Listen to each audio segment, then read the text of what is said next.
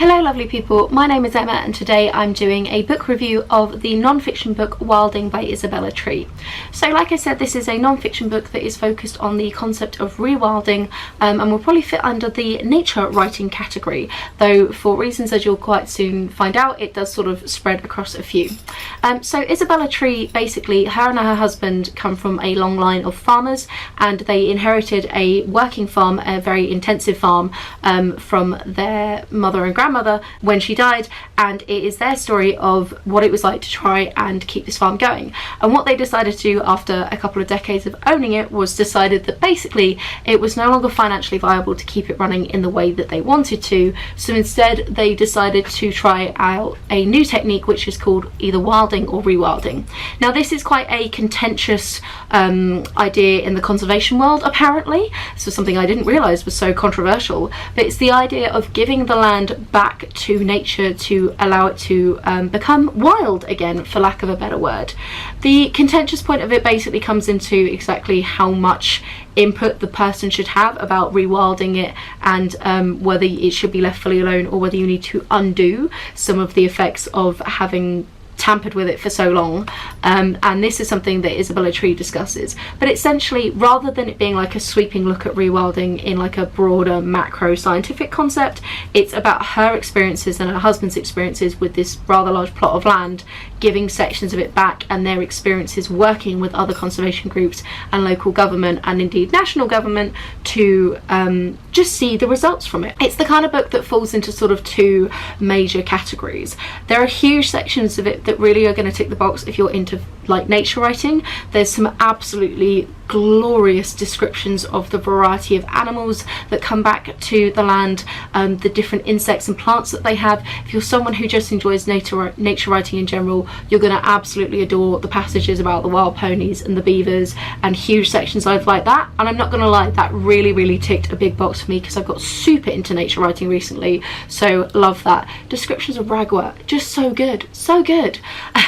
But also it is discussing something that is a contentious topic, a particular ideal that it's putting forward of a particular movement, and because of that it also doubles as some of that kind of like social science, like more political arguments within there.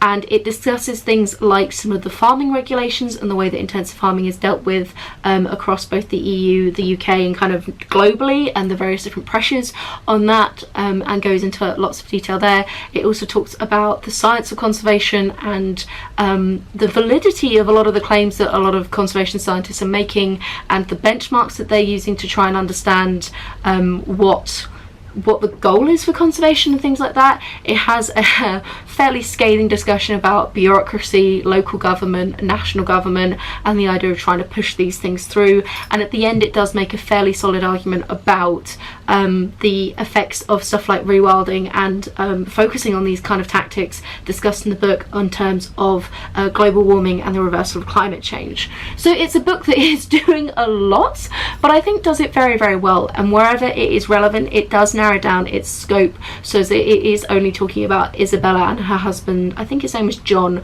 their particular experiences, rather than trying to make big sweeping claims about global markets as a whole, which I think is something that is so much harder to defend rather than just be like, this is how things happened on our plot of land, which was very interesting. I listened to this on audiobook and I really appreciated it. Isabella Tree does narrate it herself if you go through Audible, and I really felt the passion coming through in her voice as well, but at no point did it get particularly preachy. There's always fears when you're talking about something like this, when it's trying to encourage a particular change in behaviour and putting forward a particular political stance, that sometimes they can get very bogged down with really over-egging their argument. And I think Isabella, because she was just talking about her own personal experiences, it stopped it from becoming too like dogmatic and becoming very like I said, preachy. So I think it was very clever from her on how she managed to avoid that. Also, just in general, it was just like a wonderful reading experience. Like listening to it was just simply lovely. I don't have a physical copy because obviously, like I said, I listened to it on audiobook, so I'm going to have to just assume that whenever she references anything to do with scientific studies, that these are backed up nicely in a very extensive bibliography.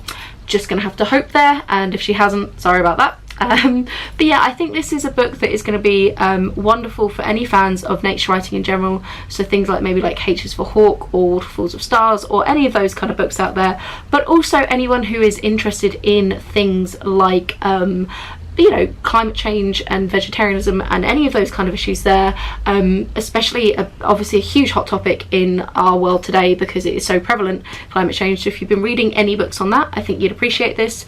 Also, if you've read things like Farmageddon and discussions of very intensive farming practices out there, I know that was very big a good few years ago now. She does touch on those topics in a very, very interesting way and gave a bit more of a hopeful light to some of the very doom and gloom climate change books out there, as wilding is potentially an answer to some of the bigger farming problems out there if we could have a full global restructure of how we approach food in general, which is obviously harder to impact or to implement, shall we say. But yeah, so that is this book for me. 5-star read, absolutely incredible, and enjoyed it way more than I was expecting. It was very much a spur of the moment read, and I'm so pleased I did, because it really is just a glorious, just like joyous description of nature, as well as doing all the political stuff that it's doing. So yeah, so that's it from me. Have a wonderful reading week, and I will chat to you soon. Bye.